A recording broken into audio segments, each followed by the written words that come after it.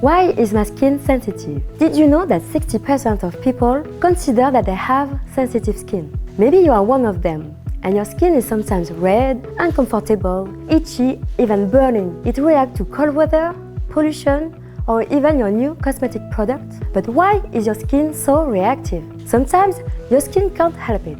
It was born this way. Its nervous system reacts more easily to stimuli that normally should not provoke a response. This triggers an inflammatory reaction responsible for the visible sign of sensitivity. Sensitive skin also has a weaker barrier function, making it even more reactive by letting irritant agents through. Some skins are usually not sensitive, but they can become so. At a given time, the skin is just not able to adapt anymore.